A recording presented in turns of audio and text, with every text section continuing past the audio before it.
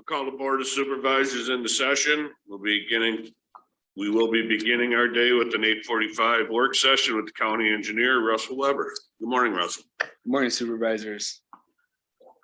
So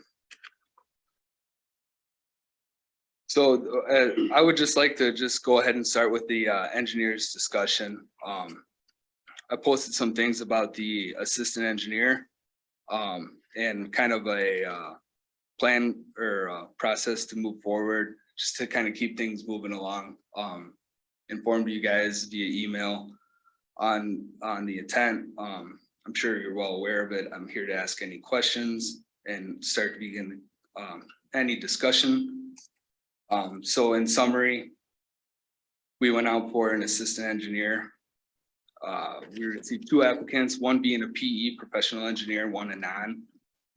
And the professional engineer did not accept the position, so we're down to the non-PE. Currently working to see if his credentials and school education fit to become a PE one day. He does have the background, so it's looking good. It's just going to take a little bit more in-depth research to see if he's qualified to do so. However, with him not being a engineer in EIT and engineer in training, which would be the first step of the engineering process, after passing the first exam, of course, we would most likely bring this candidate in as a technician 2, engineering technician 2. And in order to do so, we would have to post that. And my intent is, while we post that tech 2 position, we should discuss about posting again for the assistant engineer. And then that's what I'd like to begin the discussion with you, if you don't mind. And I'd like to have some answers to be able to do these personnel or post for the jobs for next week's meeting. You want to create another position, is what you're saying? It's not creating another position. Engineer Tech 2 is a position that we currently have. We have 1 employee in that position. But without this candidate being or having the credentials of an assistant, we're going to bring him in as an engineering technician 2 until he works his way up, and then we can progress him to that assistant engineering position. And yeah, so we can simply just repost it as is. I provided you some information on, comparable counties, the top 5 by population, and kind of compared things like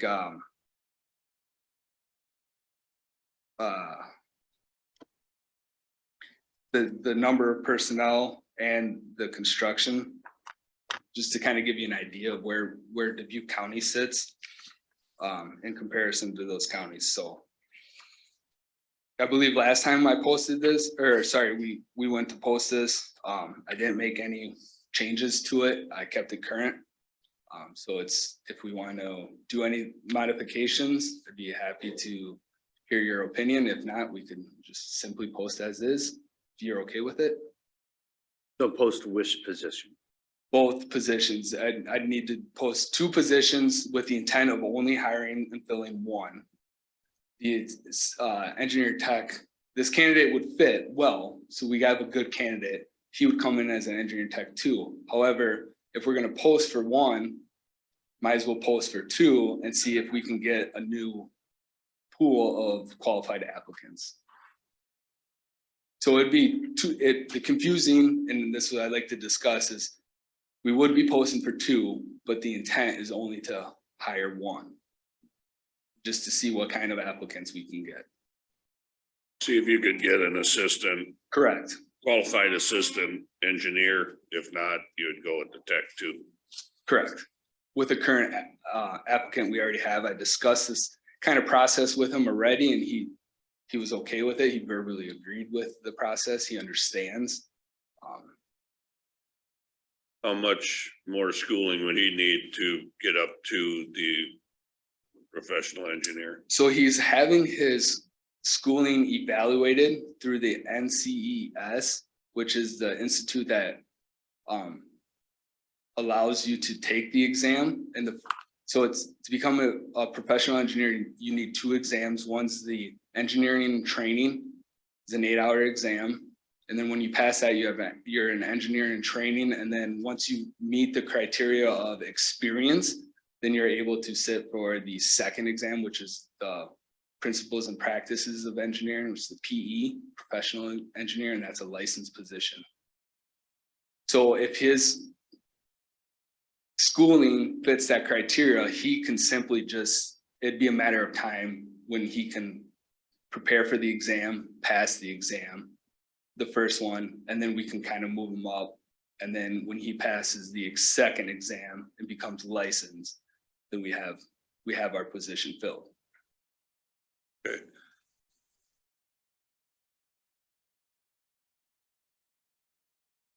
Yes.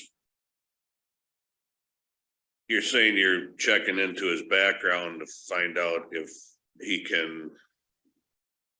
Yeah, we're checking into his background simply because his education wasn't from an accredited school, which means it would just register nationally with that program, that NCES.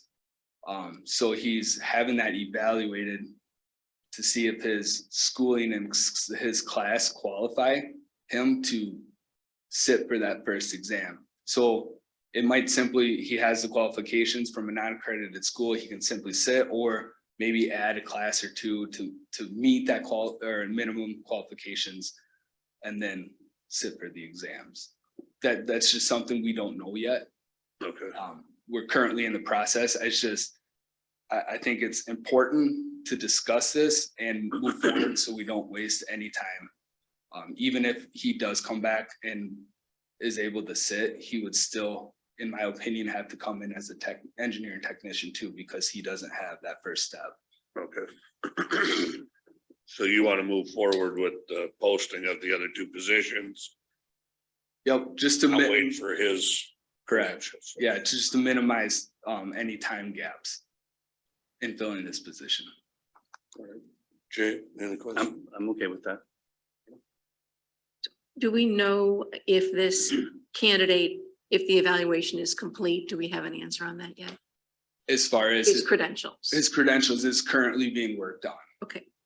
And then if we hire an engineer tech 2 and there's nothing requiring them to proceed to become a PE that I see, it's just a matter of that person would move up a pay scale and would be more.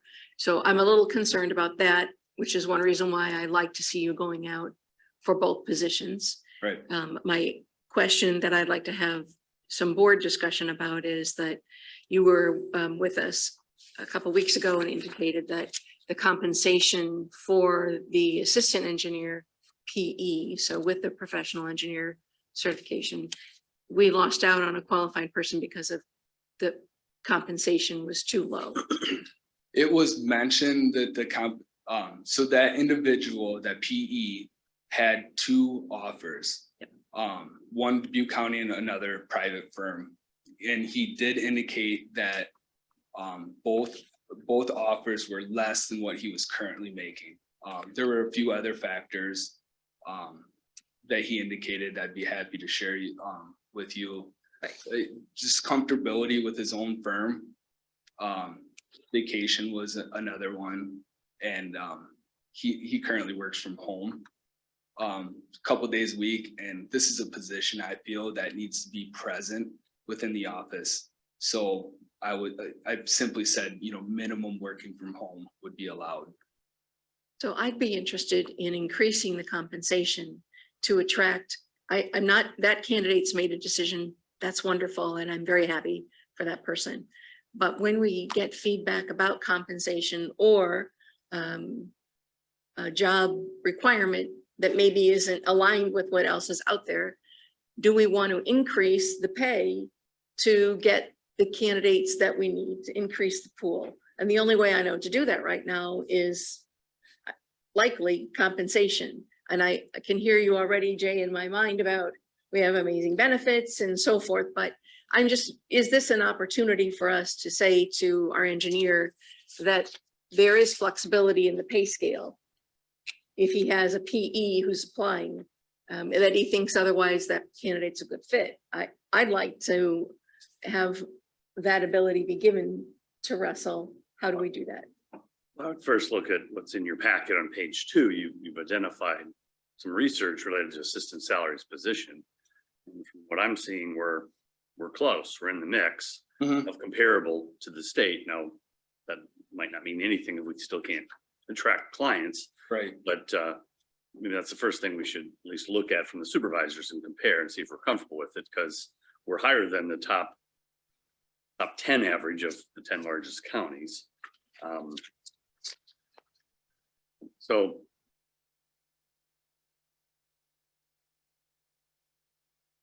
I would prefer to take your recommendation of posting both jobs, seeing what we can do. I'm not hearing in your voice that we're going to be in harm's way here in the next few months related to design. I assume you're taking the lead role and probably a lot of the design as well. Yep. And also, you know, why be coming with that design is also filling those roles, but we are short staffed, and this is winter is our prep season for next year's project. So the sooner we can get this filled, the better off our department would be. And another thing I would just point out with the data, we clearly have road projects, and the amount of work that we're doing is significant when you look at the full top 10 counties. And I think our citizens would like to see that continue. I know the budget numbers, we have spent down that balance. So it's not as if we're going to be doing another $18 million a year. That's not in the budget. However, we also don't have departments as large as some of our other counties in that top 10. And so I just want to say publicly that if you find candidates that need that extra compensation to get PE, I think those credentials are important because of the amount of work we do on roads, and that you are shorthanded. I'm not encouraging your department to grow overnight, but those are other things that your data also shows me. Right. And I'm glad you've seen that, because we do have minimal staff in comparison to the other counties. And one thing that we have done is converted everything to in-house design and in-house inspection.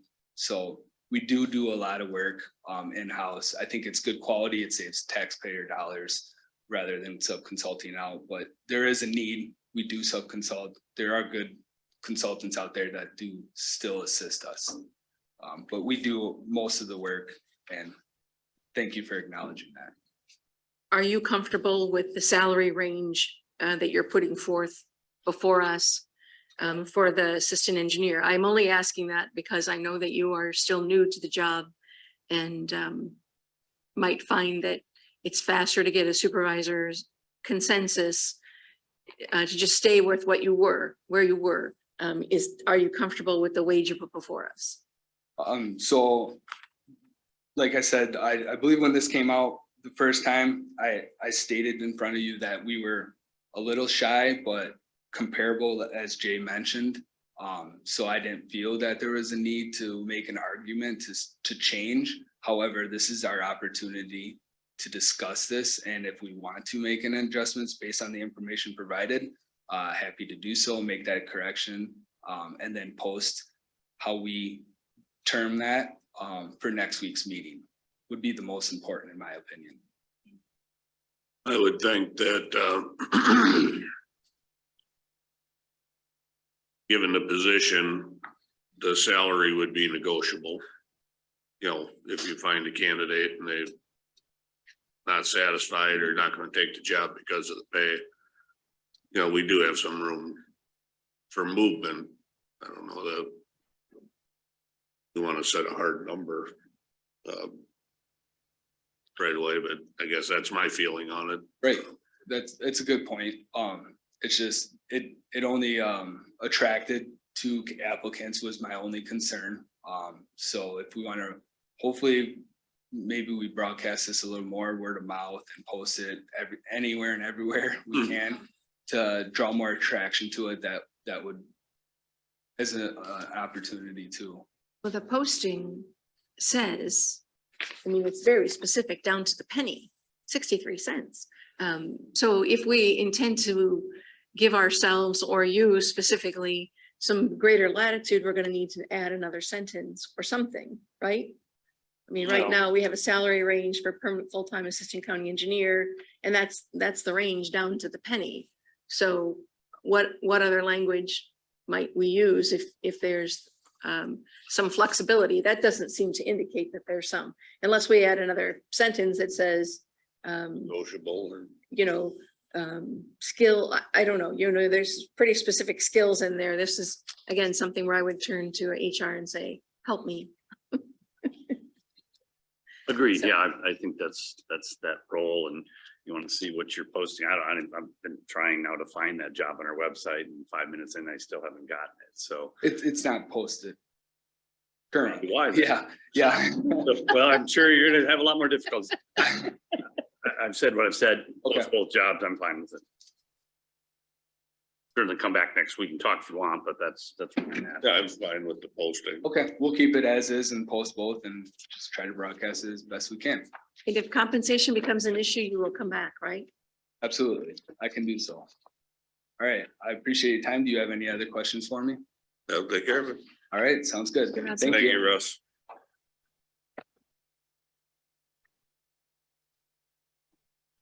It is 9 o'clock. We'll move right into the Board of Supervisors. Monday, October 17th, 2022 meeting. Let's start the agenda with public comments. At this time, anyone may address the board on matters of which are on the agenda. Please go to the podium, state your name and home address.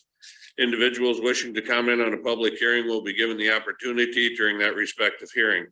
Individual remarks are limited to 3 minutes. Do we have anyone in chambers wishing to address the board? Dale? Dale Lessline, 17291 Asbury Road. First off, I would like to give a great big congratulations to the Dubuque County Road Department. I thought the reconstruction project that they did on Sundown Road from Asbury Road over to Old Highway 20 was absolutely fantastic. Anyhow, I know Mr. Bargett and Mr. Weber has passed the torch on to him now, but I just want to say the quality of work that was done was fantastic. And it's nice to, when you pay your taxes anyhow, to see returns like that when jobs are so well done. Anyhow, I'd like to compliment the road department. I think they done a fantastic job. They made the road a lot safer and it's just a huge improvement. Yeah.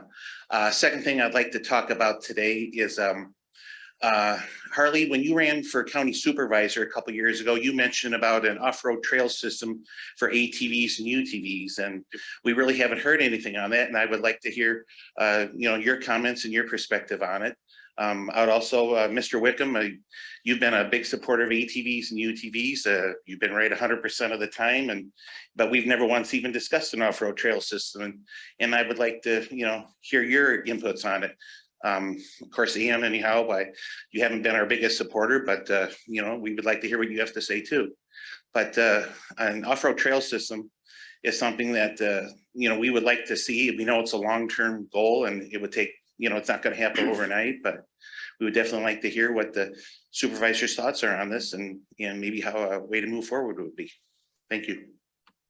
Thank you, Dale. Thanks, Dale. Anyone else wishing to address the board? Do we have anyone online wishing to address the board, Kevin? We do not. Okay. We'll move on to proclamations. We have a proclamation for keeping the lights on after school. Supervisor McDonough. Keeping the lights on after school. Whereas the citizens of Dubuque County stand firmly committed to quality after-school programs and opportunities because they provide safe, challenging, and engaging learning experiences that help children develop social, emotional, physical, and academic skills. They also support working families by ensuring their children are safe and productive after the regular school day ends. They build stronger communities by involving students, parents, business leaders, and adult volunteers in the lives of young people, thereby promoting positive relationships among youth, families, and adults. They also engage families, schools, and community partners in advancing the welfare of our children. Whereas during COVID-19 pandemic, after-school programs have risen to the moment to support youth and are critical supports to help youth recover from this challenging time and address their academic, social, and emotional needs. After-school programs provide engaging, hands-on learning and opportunities to connect with caring adults and peers. During the pandemic, programs have innovated to provide remote learning support, virtual programming, care for children of essential workers, meal support, wellness check-ins, and more. Today, programs are supporting young people and families as they navigate the return to school and will continue to innovate to meet ever-changing needs.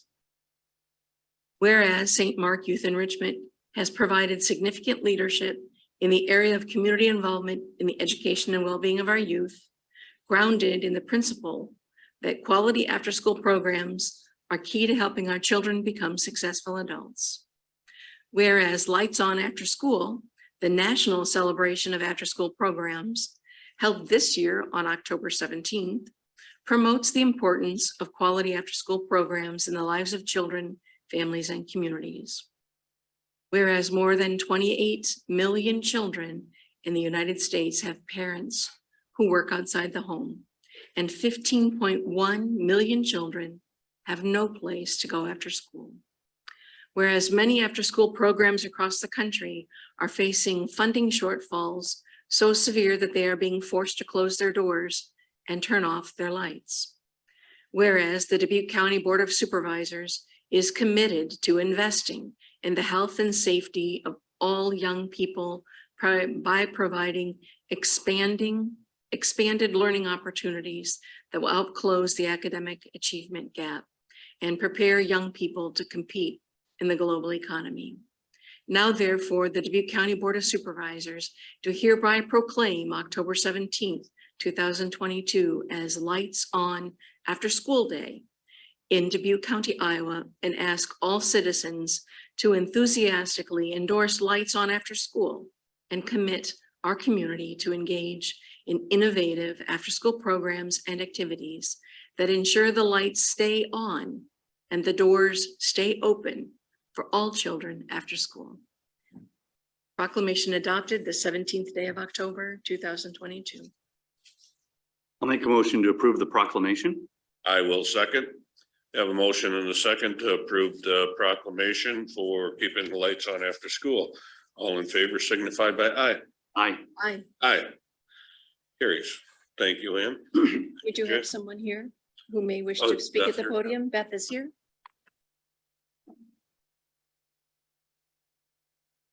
Good morning, I'm Beth McGorry, the Director of Donor Relations at St. Mark Youth Enrichment. And this keeping our lights on after school it's tough these days. We have wait lists. We have space that we want to build for our kids. Earlier talking through the meeting, hearing about employment, trying to find right candidates to take care of things in our community. We are not immune in after school programs. Finding caring and compassionate adults to love our kids. It's hard. So we do have wait lists right now, which is the hardest thing I've ever had to say. It means that there are only 20 kids at Audubon Elementary School. There are only 20 kids out at Dyersville because we need to find folks who want to love and spend the time to be with our kids. And this is a hard job. Our kiddos are in a harder place than I thought they were going to be. I thought we made beautiful strides last year. Our kiddos are struggling from Dyersville all the way down to downtown Dubuque. No matter where you live, the pandemic affected our children. And it affected our staff. We hire many college students, and the mental and brain health of our staff and our children are our #1 priority right now. And for us to keep our lights on after school, we need to support them. So I'm asking you all to visit, to come, to see our kids and to see the importance. There's so many of us that are giving after school opportunities to families and giving them opportunities for mom and dad to be at work. And I can tell you, I've spent more time at program this year, and the kiddos, I had a kid the other day and he's like, "You keep following me, Miss Beth." I'm like, "What are you talking about, DJ?" And he's like, "Well, I'm at my second school and you just keep following me. You're always there." I go, "Yep, we're always there." And so that is our goal, is to always be there for our kids and to continue to keep our lights on, because it is tougher than it's ever been. And the needs that our kids are having today are stronger and more, they're harder. And I've given more hugs, I've been yelled at more, and then turned around and said, "I'm sorry, Miss Beth," than I've ever had in my 9 years at St. Mark.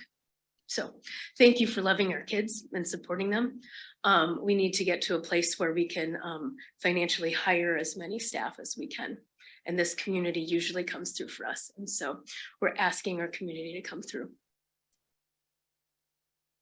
Thank you, Beth. Would you like to get a picture with Of this? course.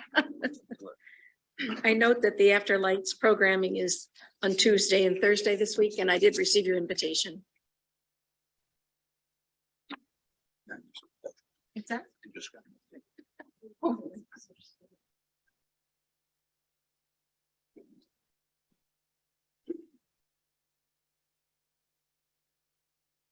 You don't want to sell here. No, it's okay though. I'll take it though.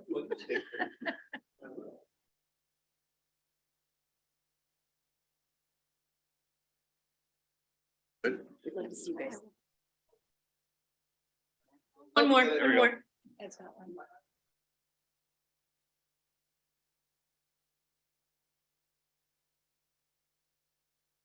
My team always wants more pictures There you anyway, go. so thank you guys so much. Thank you. Yeah, you Yes, know. Thanks, guys.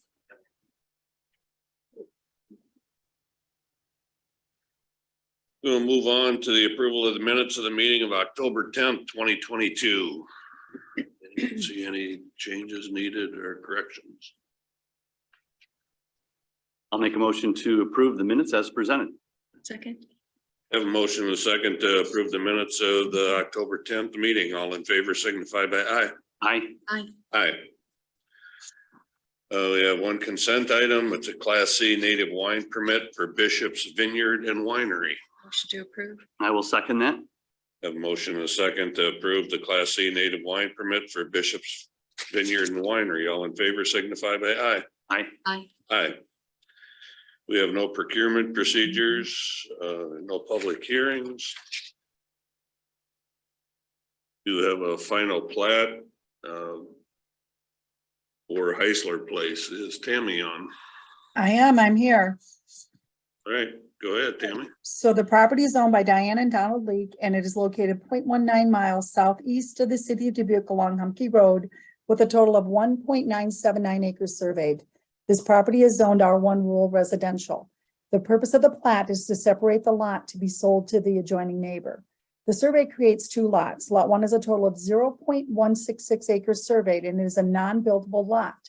This lot will be sold to the adjoining neighbor and combined with Lot 2 of Humke Place.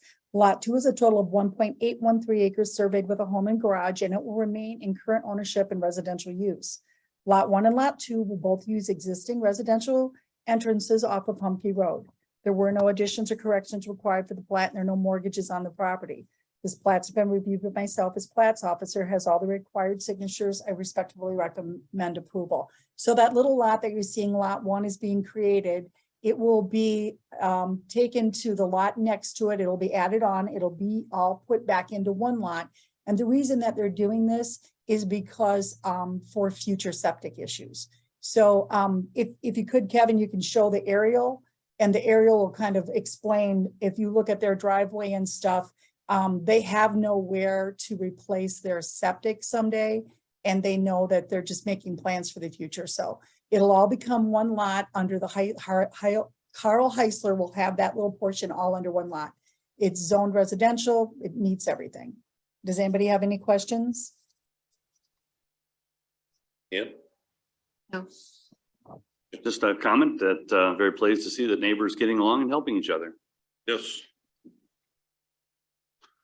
I will make a motion to approve the plat as presented. Second, I have a motion and a second to approve the final plat of Heisler Place. All in favor signify by aye. Aye. aye. Aye, carries.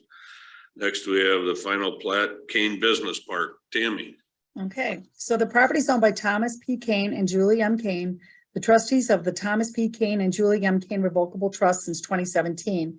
And it is located 0.66 miles southeast of the city of Dubuque along West Ridge Lane with a total of 4.954 acres surveyed. The property is zoned M1 industrial. The purpose of this plat is to allow Cordell Properties LLC to obtain Lot 2, which has an existing building and a parking area. The survey creates 2 lots. Lot 1 is a total of 3.600 acres surveyed with 3 buildings and parking areas, and it will remain in current ownership and industrial use. Lot 2 is a total of 1.354 acres with a building and a parking area, and it will be sold to Cordell Properties LLC. Lot 1 and Lot 2 are using a 26-foot wide access and utility easement off of West Ridge Lane. There are no additions or corrections for this plat. The mortgage holder's acknowledgement is signed and attached. This plat has been reviewed by myself as plats officer, has all the required signatures. I respectfully recommend approval. So as you can see, they're creating a lot 2 there. And Cordell has got all the trucks out there, and Cordell needs more office space and parking. So they're acquiring this building in that area. Does anybody have any questions? Tammy, I have a question. Where is the trailer park there, the manufactured home park? So that manufactured home park is no longer there. So there is the one across the highway from this off North Cascade Road. But at one time where Cordell is, there was that small mobile home park, and that was rezoned in a few years back so that Cordell could expand out there. And so it was taken out of the mobile home park was taken away. So the other mobile home park would be the larger one right across the highway. So this would be down. So Kevin, where your hand is, if you'll go to the blue area, it's the first building. That's the area that we're taking out and for this. It's not getting closer to the trailer park. There's another mobile home park there to the south. Yeah, the one to the south, which you can see in that aerial. And then there would be the other one over to the west, which is across the highway. Right. can And see that I in guess that the only area. thing I would share with my colleagues, I was at the rezoning and so forth, but those owners of those homes were not notified of any pending action. Just want to keep that top of mind because they're not landowners. But So this is not, and if I may, this is not a rezoning, this is a plat. We don't notify in plats. I understand that. Thank Okay. you. I just want to make sure we're on, so that we understand we're not asking for a rezoning. Correct. I'm referencing, again, just for the information and education, that we do not notify those individuals. Not necessarily of replatting, but of rezoning because they don't own the land. Even though they would perhaps be impacted, and we did have some comment at the rezoning, because an M1 is light industrial. So it's just interesting to note. that, And if I may, Ann, we do a contact. So if this would have fallen in a rezoning and it would have been within that 500 feet of the rezoning, we contact the treasurer's office and we get every mobile home owner and we do send them a letter. So we do that. But this is a plat, so we don't have to do it for platting. Very good. Well, I've learned something today that's different than our previous conversation. So there you go. Right. And again, it's probably one of those things we've tried to fix if there was a problem in the past. Okay, Jay, do you have anything? I do not. Make a motion to approve the final plat of Kane Business Park. I will second that. I have a motion and a second to approve the final plat of Kane Business Park. All in favor signify by aye. Aye. Aye. Aye. Move on to the action items. We have a resolution for the approval of purchase of service swap contract for Dubuque County Energy District. That is in the amount of $95,225. Any have questions on that? I will make a motion to approve the resolution for the Dubuque County Energy District. Second. Have a motion and a second to approve the purchase of service swap contract for Dubuque County Energy District. All in favor signify by aye. Aye. Aye. Aye. Next, we have a resolution, approval of the purchase of service swap contract for Dubuque Visiting Nurse Association. That is in the amount of $50,000. That's for representative pay, enhanced case management and education courses. Motion to approve the resolution. I will second that. Have a motion and a second to approve the purchase of service swap contract for Dubuque Visiting Nurses. All in favor signify by aye. Aye. Aye. Aye. Next, we have a resolution, purchase of service swap contract for Finley Health Foundation. That is in the amount of $100,000. That's pandemic supply storage area renovation. This was not in Ed's contract or your overall memo, but I was glad to see it and all the documents are there. So motion to approve this. I will second that. Have a motion and a second to approve the purchase of service swap contract for Finley Health Foundation. All in favor signify by aye. Aye. Aye. Aye. Next, we have a resolution, approval of purchase of service swap contract for Hillcrest Family Services. And that is for $232,866 for the Access Me Care platform expansion. I'll make a motion to approve the resolution for Hillcrest Family Services. Second. Have a motion and a second to approve the purchase of service swap contract for Hillcrest Family Services. All in favor signify by aye. Aye. Aye. Aye. Next, we have a resolution for the approval of purchase of service swap contract for the city of Bernard. Motion to approve. I will second that. Is there discussion? There's My only comment was that we actually have done this one before. And as my memo stated, subsequent in that window of time there, they had applied to replace a valve on their pump. And since then, the pump has seized. And so they're not going to replace that. They're going to replace the entire pump. So, which includes the valve. So there's no additional dollars involved on the county's end. It's still an $18,000 award, but they're going to be paying more, but they just balked at the language in the contract that said it would replace some component of a pump, and now they're replacing the entire pump.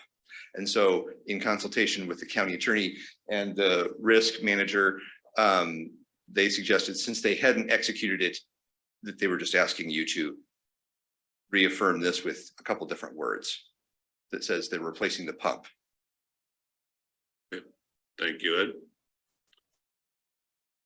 Got a motion and a second for the approval of the swap contract for the city of Bernard. All in favor signify by aye.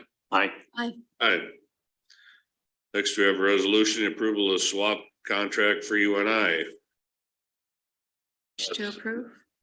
I will second that. We have a motion and a second. There is some discussion on that.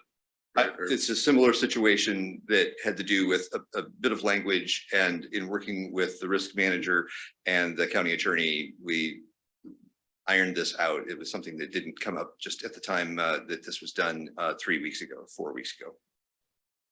Okay. Have a motion and a second to approve the purchase of service swap contract for UNI. All in favor signify by aye. Aye. Aye. Aye. Next, we have a resolution to approve the Echo Services payments and 20-year maintenance agreements for Ashley Hoffman Farms and Carlton Bush Farms. Supervisor Potoff, I worked with Eric Schmeckel on this. He could not be here today. Okay. He is out.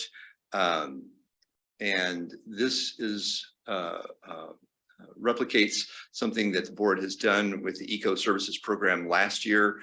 You have budgeted funds for these programs, which are sort of on the ground physical improvements, and some projects that you had previously approved to move forward. They are now completed. The estimates have come in. I think in at least one, if not both instances, the actual cost was lower than the estimate at the time that it was approved by the county.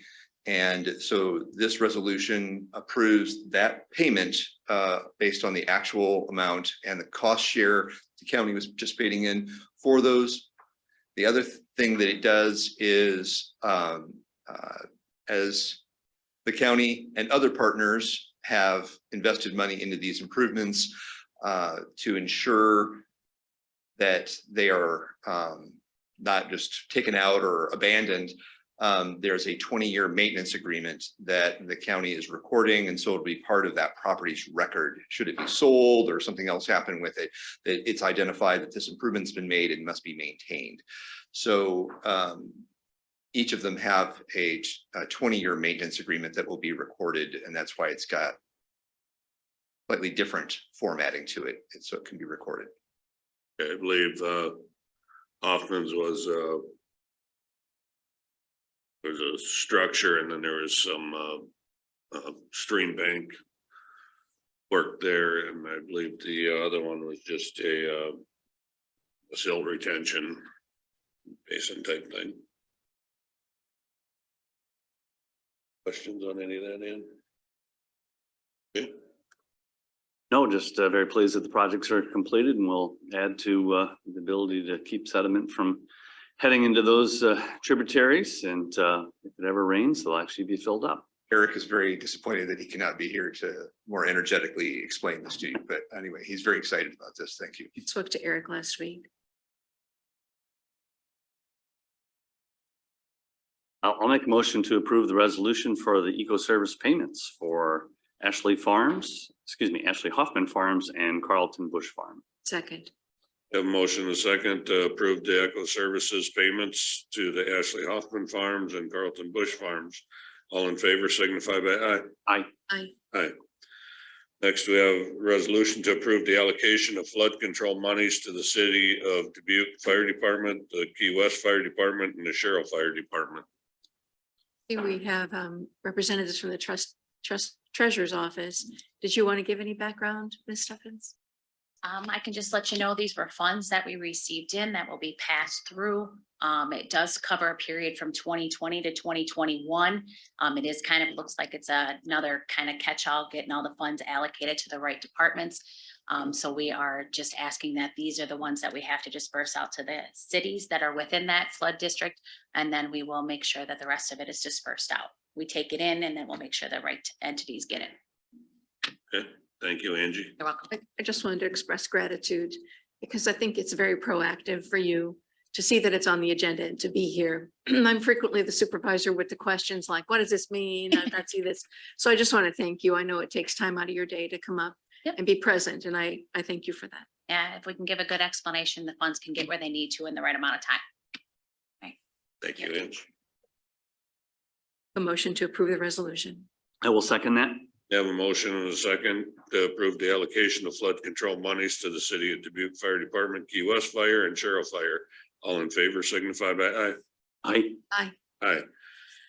We have a resolution for a duplicate warrant, Donald Wolf, in the amount of $469.05. Are there any, if there's any questions, I can field them. Otherwise, this was a check that was cut in 2015.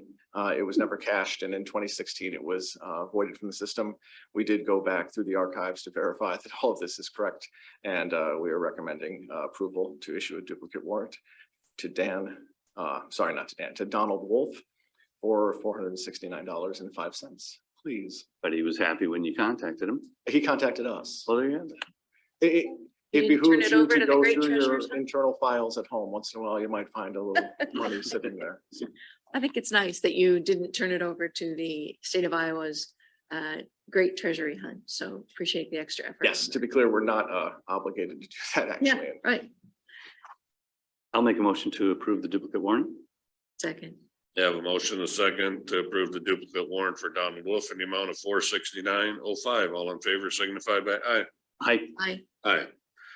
Next, we have appointments for open vacancies for information only.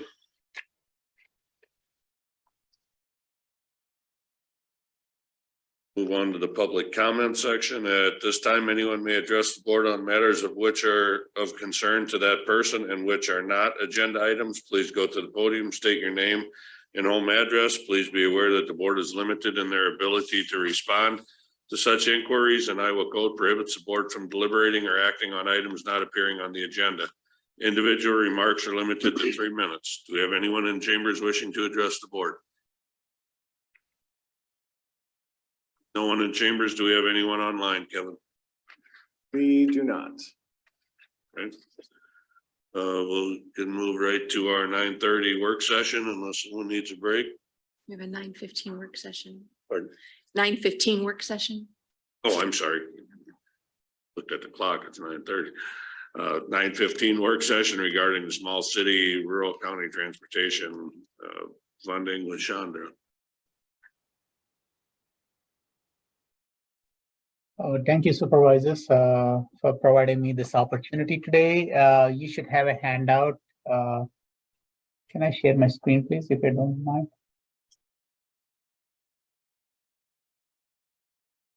Can I share my screen? You should be able to do so now. Oh, okay, thank you. So the RCTP program for Dubuque County is intact from 2017 till now. This program created a lot of small projects for small cities, which are very important for those communities. But making them late will complicate things for small cities, and they don't have staffing to do all that. And the level of cost for federal aid projects should be at least 100,000 plus, not smaller than that. So as of 2023 fiscal year, from 2017 to 2023, we had 47 applications in this program, and almost every city applied for this program, and we are able to fund at least 17 projects. The total cost is around $500,000. Now, in the view of things, this $500,000 might not be a bigger amount, but that's a very substantial amount for the cities because they're able to get projects done within months, which are very on their local roads. Other than this funding, there's no other funding source to do those projects for these communities. However, as you are at the work session with the RPA, we all assumed that with the new transportation bill, we are getting a 30% increase in funding. But what we misunderstood is that every program is getting a 30% increase.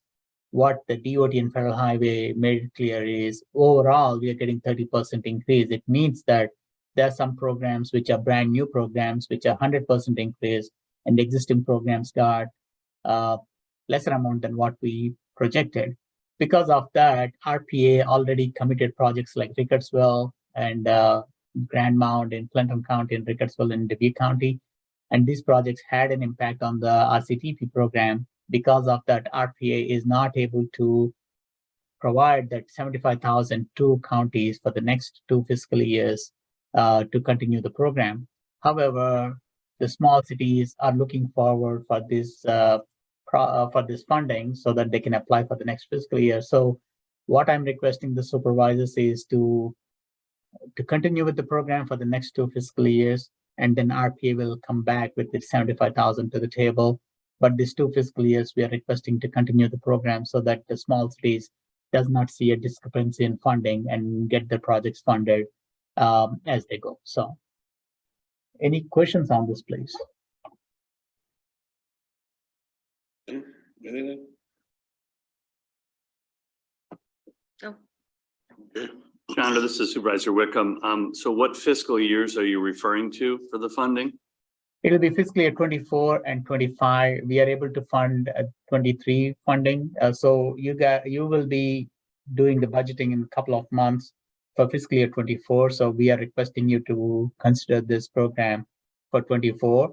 And if you want, we'll come back again around this time requesting funding for 25.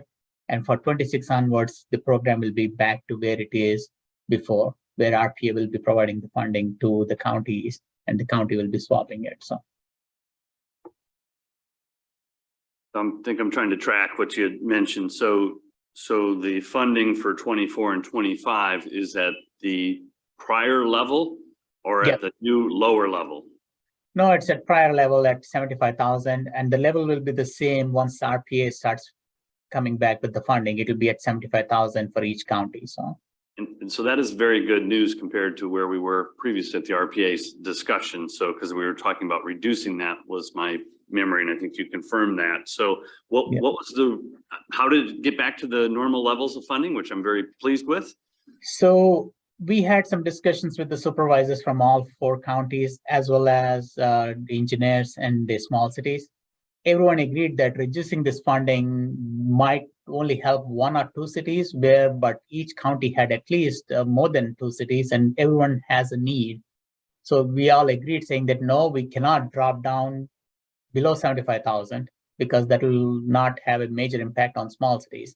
But on the other side, we also agreed saying that we cannot increase more than 75,000 because that will impact communities like last time in Dubuque County, we funded Luxembourg and New Vienna, where they have Iowa 3 project done with Iowa DOT, and the cities need to pay X amount of dollars for their portion. So they use the RPA program other than the RCTP funding. So that helped those communities. So they said, if we increase the RCTP program, those communities and that kind of projects will be affected. So they said 75,000 is a good balance. So let's stick to that. That's all everyone agreed. And then everyone agreed saying that they understand the next 2 years, they might not see funding from RPA, but they also know that the small cities need these fundings. So they asked the RPA staff to go to each county and request to continue the program. And eventually RPA will come back with the funding to the table. So.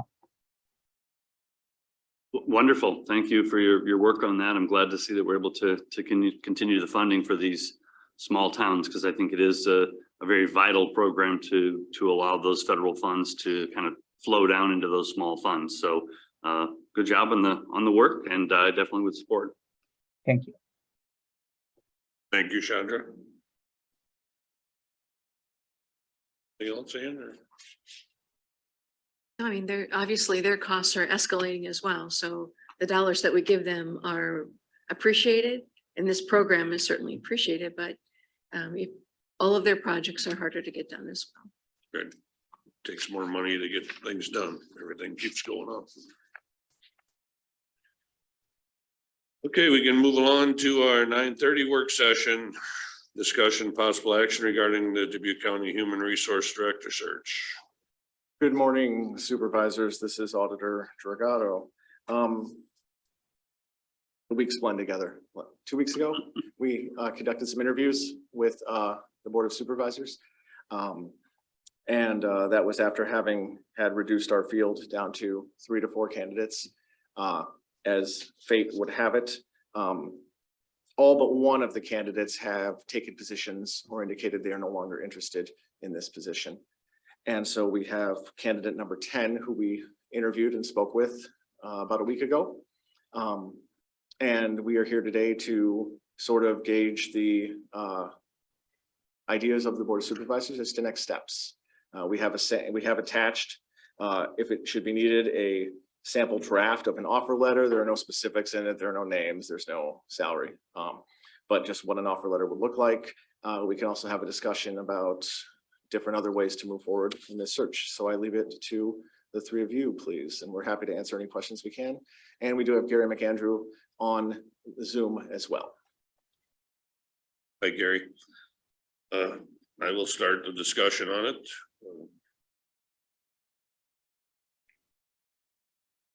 We picked number 10 as one of our final candidates. So I would be comfortable with moving ahead with another interview in front of the panel.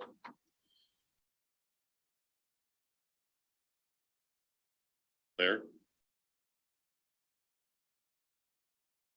I understood at our meeting last week, we were scheduling interviews with the candidates that we chose last week. And candidate number 10 remains a strong, viable candidate. And I would like to see us move forward scheduling the interviews with candidate number 10. At this point, we've had a 20-minute introductory Zoom meeting with this candidate and no further work. So in a professional manner, I think we need to proceed with the interview and go from there. Okay. If my colleagues want to have another interview, I'm open to that. We did speak with candidate number 10, who is available after Wednesday of this week. So we will reach out to firm up a date unless we have one. Wednesday. Yeah, so either Wednesday or Friday this week, then we'll schedule that. Friday would be preferable for me. I have something going on Wednesday, so. Will that work for everybody, for our group of hopefully 6 to 7 to 8 people max? We'll reach out to a couple other key stakeholders in the county to be able to observe, and if the board should decide to ask them to ask a question, they can certainly do so. I think that would be probably the best way to move forward. Friday afternoon is best for me. I have a juvenile detention center board meeting that will last probably till 11:30. Then we'll reach out and schedule for Friday afternoon if at all possible, and then we'll communicate with the 3 of you. And if you want some sample questions, if you want to not have sample questions, we're just going to send out a bunch of information. You guys use it as you see fit. Excellent. Thank you. And we're on time again.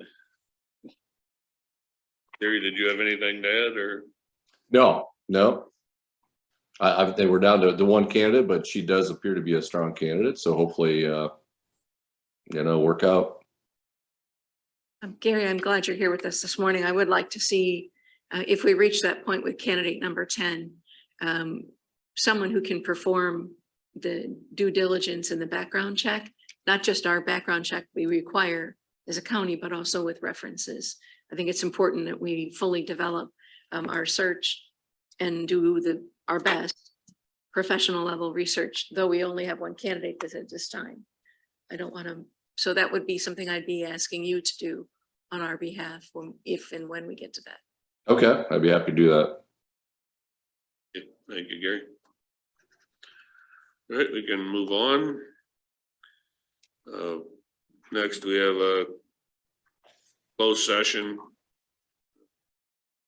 pursuant to Iowa Code 21.5C to discuss strategy with counsel in matters that are presently in litigation or where litigation is imminent, where its disclosure would be likely to prejudice or disadvantage the position of the governmental body in that litigation.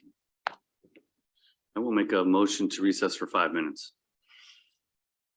Second. Have a motion and a second to recess for 5 minutes. All in favor signify by aye. Aye. Aye. Aye. And during this recess, I'll be preparing the room. County Attorney May, will you want to attend via Zoom?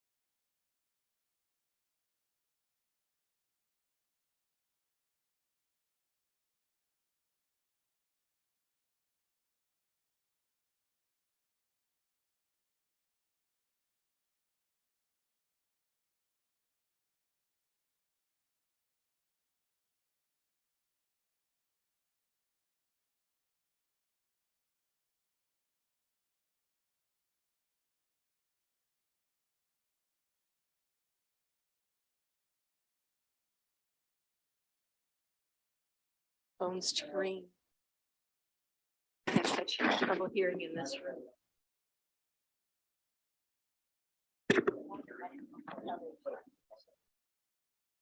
Remember that.